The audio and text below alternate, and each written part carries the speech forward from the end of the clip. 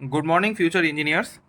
आज मैं आप लोगों को design and analysis of algorithms के अंडर एक topic matrix chain of multiplication समझाऊंगा।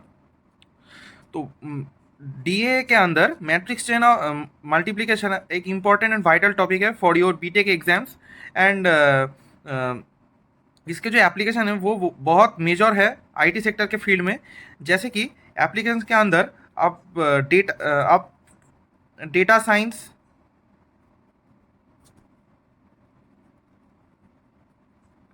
दूसरा है ऑप्टिमाइजेशन। जैसे कि आपके पास अगर समझो आपके पास अगर 3 मैट्रिसेस है तो आप इसको आसानी से सॉल्व कर सकते हो, इसका मल्टीप्लिकेशन आप निकाल सकते हो। 4 है तब भी आप निकाल सकते हो, थोड़ा टाइम ज़्यादा लगे। लेकिन आपके पास अगर 1000 मैट्रिसेस है, लेकिन आपके यहाँ अगर आपको दिया हुआ है कि 1000 मैट्रिक्स आपको कैलकुलेशन करना होगा तो आपके लिए वो कैलकुलेशन करना बहुत हार्ड हो जाएगा। तो इसीलिए एल्गोरिदम्स के अंदर इसको सॉल्व करने के लिए हमारे पास आता है डायनामिक प्रोग्रामिंग। अब इसका और एक तो हो गया हमारा तो dynamic programming, optimisation, algorithm design, ये सब है मैट्रिक्स चेन मल्टीप्लिकेशन के एप्लीकेशंस। अब समझो आपके पास दिया हुआ है ग्राफ, ठीक है, जिसमें समझो ये 1 2 3 4 5 वर्टेक्सेस हैं और इसका जो एडजेसेंट मैट्रिक्स है वो एक है। अब समझो जो गूगल मैप है वहाँ पे इतने सारा ग्राफ का एप्लीकेशन है, तो लाखों से करोड़ों ये एडजेसेंट मैट्रिक्स को कैलकुलेशन करके उसका शॉर्टेस्ट पाथ आप जब मोबाइल ऐप में गूगल मैप ओपन करते हो तो वहाँ पे दिखाता है ना कि शॉर्टेस्ट आप किसी डेस्टिनेशन में कैसे पहुँच सकते हो। तो वो ही इस मैट्रिक्स एंड मल्टीप्लिकेशन के मदद से होता है। तो thousands of graph, crores of graph को हम ग्राफ की जो एडजेसेंसी मैट्रिक्स होता है उसको कैलकुलेशन करके, उसका मल्टीप्लिकेशन करके हम शॉर्टेस्ट पाथ निकालते हैं। तो इसके बाद हम आ जाते हैं एमसीएम यानी कि मैट्रिक्स चेन मल्टीप्लिकेशन। एमसीएम के अंदर हमको जब हम लोगों को सॉल्यूशन निकालना होगा तो हमारे पास दो चीज़ रहेगा, एक तो है एम टेबल, एक तो है एस टेबल। तो यहाँ पे हमारे पास दो, एक एम टेबल और एक एस टेबल। एम टेबल का मतलब मिनिमम स्केलर मल्टीप्लिकेशन टेबल और एस टेबल का मतलब है स्प्लिट।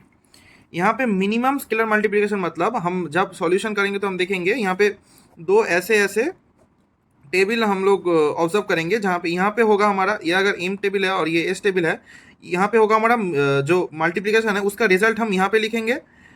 ऐसे ऐसे कुछ देखना पड़ेगा आप लोगों को। और यहाँ पे हम लेंगे कि कहाँ पे वो डेटा स्प्लिट हो रहा है। मतलब आप समझो अगर आपको A1 A2 A3 अगर आपको मल्टीप्लिकेशन करना पड़े तो समझो उसका जो मल्टीप्लिकेशन रिजल्ट है वो है x। तो हम x लिख रहे हैं यहाँ। और अगर समझो हम यहाँ ऐसे ये कर रहे हैं A1 into A2 into A3, तो यहाँ पे कहाँ पे ये स्प्लिट हो रहा है, देखो A1 के बाद में ये स्प्लिट हो जा रहा है। मतलब यहाँ पे ब्रैकेट का बहुत सिग्निफिकेंस है। यहाँ पे ब्रैकेट दे रहा हूँ मतलब इसको मैं अलग कर दे रहा हूँ। तो यहाँ पे जैसे ही हमारा वन के आगे एक ब्रैकेट लग गया मतलब वन के बाद में स्प्लिट हो गया, तो यहाँ पे हम लिख देंगे 1। जैसे कि अब नेक्स्ट में अगर हमारा होता है A1 A2 A3, तब 2 के बाद स्प्लिट होगा तो 2, यहाँ पे 2 आ जाएगा और यहाँ पे समझो कैलकुलेशन आया के, तो यहाँ पे आ जाएगा के। ऐसे ही कुछ एम टेबल एस टेबल होता है। जब हम लोग सॉल्यूशन करेंगे, एक प्रॉब्लम को हम पूरा एनालिसिस करेंगे, तब आप लोगों को पता चलेगा कि एम टेबल एस टेबल कैसे निकालते हैं। बेसिकली ये जो है सेकेंड ईयर का डिजाइन एनालिसिस एंड एल्गोरिदम का बहुत वाइटल पार्ट है। अराउंड 7 to 10 मार्क्स का ये आता है प्रॉब्लम, 7 और 10 ये प्रॉब्लम आता है। तो ये प्रॉब्लम ज़रूर देख के जाना। अब आते हैं हम प्रॉब्लम में। तो यहाँ पे हम आ गए हैं एक प्रॉब्लम स्टेटमेंट में। एमसीएम का एक प्रॉब्लम स्टेटमेंट जिसको 8 मार्क्स अलॉट किया गया है मैकआउट के अंदर। तो इसके साथ अगर आपको 15 मार्क्स फुल क्वेश्चन है तो ये 8 मार्क्स में आएगा, और शायद कुछ डायनामिक प्रोग्रामिंग का कॉन्सेप्ट पूछ सकता है, वो 7 में आ सकता है या तो ब्रेक में आ सकता है। तो ये बहुत वाइटल है, 8 मार्क्स बहुत वाइटल है out of your 70 marks in engineering. वैसे कुछ है नहीं, थोड़ा कॉन्सेप्ट और थोड़ा कैलकुलेशन का ही बस खेल है और कुछ नहीं है, बहुत ईजी है। तो देखते जाइए। पहले देखते हैं problem statement. Construct M table and S table for a chain of matrices under multiplication of following sequence of their order. एक वेरिएबल लिया गया है p इज इक्वल टू 10, 20, 15, 30, 5, 25। तो यहाँ पे ये एक सीक्वेंस ऑफ मैट्रिसेस है, मैट्रिक्स का ऑर्डर का सीक्वेंस है, इसको हमें सॉल्व करना होगा। तो पहले देख लेते हैं। यहाँ पे लिखा गया है let this are 5 matrices of order A1 is 10 into 20 order, A2 is 12 into 15 order, A3 is 15 into 30 order, A4 is 30 into 5 order and A5 is 5 into 25 order. तो यहाँ से आप लोगों का एक चीज क्लियर होता है, अगर समझो P के अंदर आपको 6 एलिमेंट्स है तो आपको टोटल जो वेरिएबल आपको असाइन करना होगा तो वो होगा 5। A1, A2, A3, A4, A5, यहाँ देखिए 6 वैल्यू है और हम 5 वेरिएबल ले चुके हैं। तो अगर आपको 7 है तो 6 होगा। अब आते हैं मेन कैलकुलेशन में, आपको दिखाना है ये, ठीक है, आपको ये इम टेबल दिखाना है और ये एस टेबल दिखाना है। तो आप ये करेंगे कैसे, आप समझिए। तो अब ये इम टेबल और एस टेबल ड्रॉ करने का प्रोसेस क्या है, तो पहले इसका स्ट्रक्चर समझते हैं, फिर इसका कैलकुलेशन हम समझेंगे। तो पहले आप ये देखिए कि आपके पास समझो पी के अंदर आपका यहाँ पे है 6 वेरिएबल। तो पहले आप यहाँ पे 6 वेरिएबल के लिए हमने क्या 5 वेरिएबल यहाँ पे हमने मैनुअली असाइन किया है। तो यहाँ पे हम लिख लेंगे A1, A2, A3, A4 and A5। अब याद में ये होना चाहिए कि ये जो वेरिएबल है ये हमेशा कैप के अंदर रहेगा। कैप मतलब वो हमेशा एक ट्राइंगल के अंदर रहेगा, ट्राइंगल के एज में नहीं रहेगा, ट्राइंगल के अंदर रहेगा। तो आप आंख बंद करके यहाँ पे एक ट्राइंगल बना लीजिए। ये ज़रूर स्केल से करना, मैं यहाँ पे समझाने के लिए मैनुअली कर रहा हूँ। तो ये हो गया, ये हमने ये 5 वेरिएबल को ये सारे ट्राइंगल के अंदर घुसा दिया। अब हमें क्या करना है कि ये जो एज हमें दिख रहा है और यहाँ पे आप अगर नोटिस करेंगे तो देखिए 1, 2, 3, 4, 5, 6, यहाँ पे एज कितने आए हैं 6 और हमने वेरिएबल कितना लिया है 5। तो यहाँ पे हम यहाँ पे जो वेरिएबल है यहाँ पे जो वैल्यू है पी का इसको बिठा देंगे। तो पहले आता है हमारा यहाँ पे देख के आपको थोड़ा ज़्यादा समझ आएगा। तो 10, 20, 15, 30 यहाँ पे हम लिख देंगे 10, 20, 15, 30,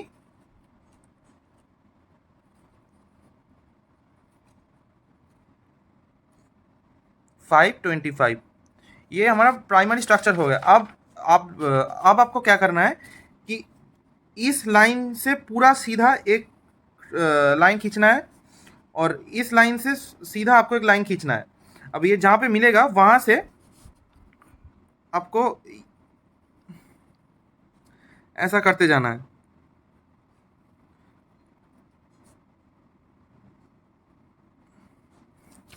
और फिर ऐसे यहाँ से ये करके ये कुछ एक कॉम्प्लेक्स ट्रायंगल हमारे सामने आ चुका है। तो यही हमारा इम टेबल और एस टेबल का बोथ का ये स्ट्रक्चर है। बस फर्क इतना है कि इम टेबल थोड़ा बड़ा होगा और एस टेबल थोड़ा छोटा होगा। अब पहले मैं आप लोगों को इम टेबल का फंडा समझाता हूँ कि देखिए यहाँ पे 10, 20, 15, 30, 5, 25 है।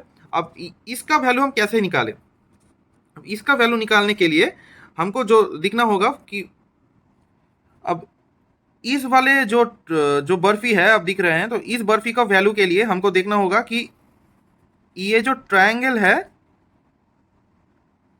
ये ट्रायंगल में जो तीनों वैल्यू है जो वो तीनों वैल्यू क्या है।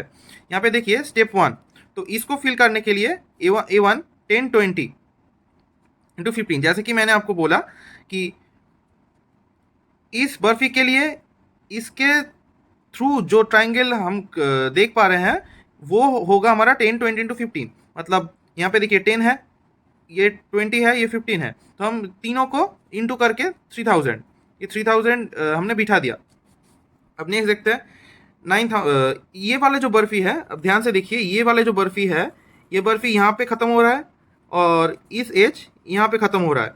अब देखिए दोनों एज में तो है 20, 30, मिडिल में 15, तो हम तीनों को इंटू कर देंगे और देखिए 9000। अब 9000 हमने यहाँ पे बैठा दिया। उसके बाद में ऐसे ही 15, 30 इंटू 5 यहाँ पे आ जाएगा 2250, वैसे ही 3750। क्यों, ये जो ट्रायंगल है मतलब जो बर्फ या बर्फी का जो ऊपर वाला जो ट्रायंगल है वो कहाँ लाई कर रहा है, मतलब उसका एंड किधर है। देखिए ये जो हमारे पास दो जो दो जो ट्राइंगल है ना, ट्राइंगल क्रिएट कर रहा है, वो यहाँ पे एंड हो रहा है और ये यहाँ पे एंड हो रहा है। तो 30 into 5 into 25 is equal to 3750 हो गया। हमारा प्राइमरी स्ट्रक्चर खत्म हुआ। मतलब यहाँ पे अगर हम वैल्यू बिठाए तो ये हमारा पहला जो रो था वो हमने फिल कर दिया। ये पहले 4 बर्फी हमने फिल कर दिए। ये इसके मदद से ये जो ट्राइंगल है, ट्राइंगल का वो तीनों एज को हमने मल्टीप्लाई किया और इसका वैल्यू हमने मिल गया। अब इसका जो एज टेबल है, यहाँ पे देखिए 1 2 3 4 लिखा है। अब ये आपको कैसे पता चलेगा? मैंने पहले ही बताया था कि जहाँ पे स्प्लिट होगा वहीं से उसका नंबर शुरू होता है। अब देखिए ये जो पहले वाला जो ट्राइंगल है, वहाँ पे क्या है, A1 इंटू A2। वहाँ पे कौन कौन इंक्लूड है? A1 A2। A3 इस ट्राइंगल से बाहर है, तो हम किसको लेंगे? A1 into A2, A1 into A2। अब मैंने आपको बताया था कि जिसके बाद इंटू बैठेगा उसका जो इंडेक्स नंबर होगा वो हम इस टेबल में बैठाएंगे। तो देखिए यहाँ पे 3000 लिया, 3000 k इज इक्वल टू 1। अब वैसे ही A2 इंटू A3 इस ट्राइंगल के बारे में, A2 इंटू A3, A2 के बाद में इंटू हुआ तो ये A2 का इंडेक्स है 2, तो k इज इक्वल टू 2 हो गया। यहाँ पे 2 बैठा दिया मैंने। वैसे ही A3 इंटू A4 और A4 into A5, A4 into A5 में 30 इंटू 5 इंटू 25 करके 3750 मैंने यहाँ बिठा दिया। और जैसे ही 4 के बाद स्प्लिट हो रहा है, मतलब A4 के बाद जैसे ही मेरा इंटू बिट रहा है, तो A4 का जो इंडेक्स नंबर है 4 मैंने यहाँ पे बैठा दिया। मतलब मेरा एस टेबल का भी, अब इसको अगर थोड़ा वैनिश करें तो फर्स्ट रो एस टेबल का भी फिल हो गया 1 2 3 4। तो यहाँ पे आते हैं सेकेंड स्टेप में, जहाँ पे हम फिल करेंगे सेकेंड रो की, मतलब नीचे से सेकेंड जो रो है वो हम फिल करेंगे। तो स्टेप 2 के लिए हम देखेंगे ये जो बर्फी है, ये बर्फी का जो अपर ट्राइंगल है वो कहाँ पे एंड हो रहा है। मतलब देखिए ये जो है ये A1 के इस एज में लाई कर रहा है और ये वाला A3 के इस एंड में लाई कर रहा है। मतलब ये फुल एक ट्राइंगल हो रहा है, तो इसके अंडर आ रहा है A1 A2 A3। हम इसलिए A लिख के A1 A2 A3 लिख दिए हैं। और उसका दो कॉम्बिनेशन हो सकता है, या तो A1 A2 इंटू A3 और A1 इंटू A2 A3। तो मतलब क्या मेरा, या तो ये 2 पे स्प्लिट हो सकता है या तो ये 1 प्लस स्प्लिट हो सकता है। अब आप तो सोच रहे होंगे कि अगर दोनों पे ही स्प्लिट हो सकता है तो इस टेबल में बैठेगा कौन? इस टेबल में वही बैठेगा जिसका वैल्यू सबसे कम होगा। यहाँ पे देखिए अगर आप A1 A2 इंटू A3 करते हैं तो आपका वैल्यू आता है 7500। एंड अगर आप सेकेंड ऑप्शन में जाते हैं A1 इंटू A2 A3 तो आपका वैल्यू आता है 15000। तो obviously 7500 is much lesser then 15,000. So here we will put k is equal to 2 in our S table. Okay, now see the calculation very carefully. Here A1, A2, A3. First we will consider A1, A2 into A3 into A1, A2 into A3. अभी तो यहाँ पे आप गौर से देखिए, जिसको हमने bracket के अंदर रखा है A1 इंटू A2, देखिए उसका वैल्यू आपको पहले से ही होगा। A1 इंटू A2 है 3000, तो 3000 वैसे ही बिठा देना है। अब आता है A3। अब A3 का सिर्फ एक तो नहीं हो सकता। A3 के लिए A3 आपको ऐसा बैठेगा कि देखिए 10 इंटू 15 इंटू 30। अब A3 का 10 से क्या लेना देना, ये आपका क्वेश्चन आ सकता है। देखिए हमने पहले ही बोला था कि इस बर्फी के लिए हमको ये पूरा ट्रायंगल कंसीडर करना होगा। तो इस पूरा ट्रायंगल में ये दोनों का वैल्यू हमको पता चल गया 3000 है, यहाँ पे हमने लिख दिया 3000। अब इसका भी तो कुछ वैल्यू लिखना होगा ना। तो इसके लिए इसका जो फर्स्ट एंड 10 और A3 का 2 15 इंटू 30 यहाँ पे लिख दिया 10 इंटू 15 इंटू 30 हो गया हमारा ये पूरा कैलकुलेशन करके 7500। ठीक वैसे ही A1 इंटू A2 A3, तो यहाँ पे देखिए A2 इंटू A3 का वैल्यू पहले से ही होगा, देखिए 9000। तो 9000 हमने ऐसे ही लिख दिया। अब A1 पहले ही जैसे बता, A1 मतलब A1 का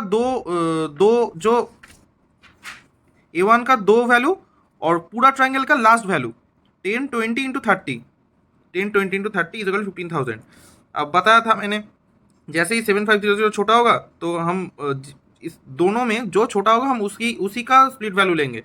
तो 7500 छोटा है, तो इसलिए हमको बिठा दिया 7500, क्योंकि हमको ऑप्टिमाइज करना है, जो टाइम है हमारा, जो वैल्यू है वो ऑप्टिमाइज करना है। यहाँ पे हम दोनों में से जो छोटा होगा उसी को लेंगे, और उसी का जो इंडेक्स है उसी को हम इस टेबल में भी बैठाएंगे। तो यहाँ पे देखिए 2 हमने बिठा दिया, जैसे कि यहाँ पे K2। अब आते हैं इस वाले बर्फी में, तो यहाँ पे मैं लिख दे रहा हूँ 7500। अब हम आते हैं इस बर्फी पे। इस बर्फी पे आप देखिए हमारे पास आ रहा है ये एक ट्रायंगल, ये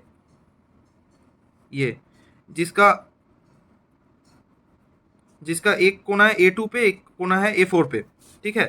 तो इसको हम ऐसे समझेंगे कि इसको हम कौन से कॉम्बिनेशन में तोड़ सकते हैं, या तो A2 A3 इंटू A4 और A2 into A3 A4।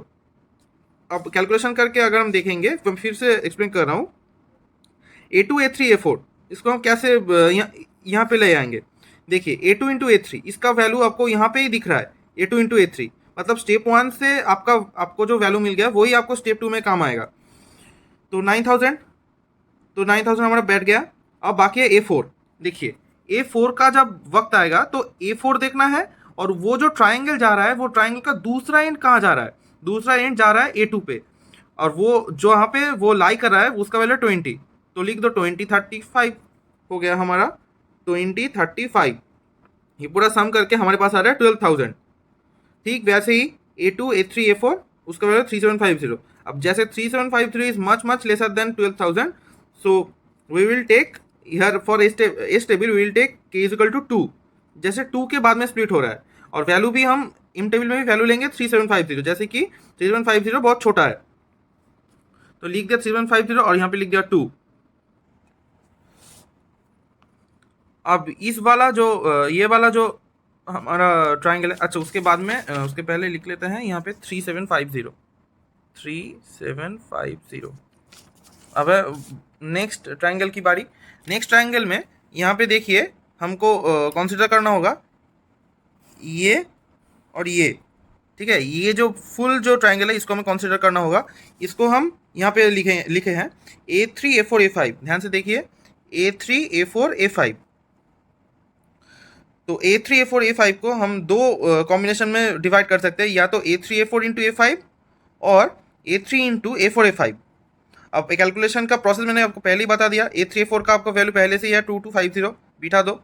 A5 का क्या है, A5 देखो, और उसका वो जो हम ट्रायंगल कंसीडर कर रहे हैं उसका दूसरा एंड ये देखिए यहाँ पे 15 में जा रहा है, तो लिख दीजिए 15 इंटू A5, मतलब 15 इंटू A5 का तो दो वैल्यू है, 15 इंटू 5 इंटू 25, ऐसे करके 4125, और नेक्स्ट का वैल्यू है 15000। तो 4125 छोटा है तो बिठा दो 4125, और इसका देखिए 4125 का जो कैलकुलेशन है वो 4 के बाद स्प्लिट करने से आया है, तो k इज इक्वल टू 4 यहाँ पे हो गया, k इज इक्वल टू 4।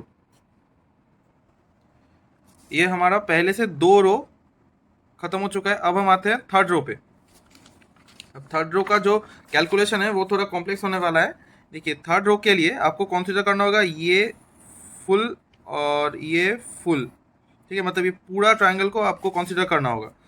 तो जैसे कि आप यहाँ पे देख सकते हैं step 3 A1 A2 A3 A4। क्यों? क्योंकि देखिए मैंने जो पूरा ट्रायंगल कंसीडर किया है A1 A2 A3 A4। अब यहाँ पे कैलकुलेशन को देखते हैं। इसको आप 3 तरीके से कॉम्बिनेशन में डिवाइड कर सकते हैं, या तो A1 इंटू A2 3 4 और A1 A2 into A3 A4 और A1 A2 A3 into A4। ये 3 कॉम्बिनेशन आप पॉसिबल कॉम्बिनेशन है हमारे पास। तो पहले में देखते हैं A1 into A2 A3 A4, ये तीनों का वैल्यू आपको पहले से ही होगा। देखिए A2 into A3 into A2 A3 A4, A2 A3 A4 A2, यहाँ पे देखिए A2 A3 A4 का हमने वैल्यू क्या लिया है 3750, तो यहाँ पे ऐसे ही बिट जाएगा 3750। बाकी आता है A1। अब A1 के लिए मैंने आपको पहले भी बताया था, ये जो फुल ट्राइंगल है वहाँ पे A1 है यहाँ, और उसका खत्म हो रहा है 5 पे, तो 1025 3750 4750। Next A1 A2 into A3 A4। अब A1 A2 का वैल्यू आपको पता है 3000। आप यह चार्ट देख के भी बिठा सकते हैं। देखिए A1 A2 का वैल्यू 3000, A3 A4 का वैल्यू 2250, बिठा दिया। अब यहाँ पे मायने रखने वाली ये बात है कि सॉरी, यहाँ पे थोड़ा गलत था, यहाँ पे 2 नहीं, यहाँ पे 10 होगा। तो यहाँ पे देखिए मैंने जो बताया 3000 तो देखिए 3000 वाला है ये वाला ट्रायंगल और 2250 वाला है ये वाला ट्रायंगल। तो ये ट्रायंगल कहाँ कहाँ लाई कर रहा है, देखिए 10, 15, 5। गौर से समझिए, 3000 वाला ट्रायंगल है ये, 2250 वाला ट्रायंगल है ये। मैंने कौन कौन सा एज यहाँ पे आ रहा है, 10, 15, 5। तो यहाँ पे हम लिख देंगे 10, 15, 5। कैलकुलेशन करके 6750।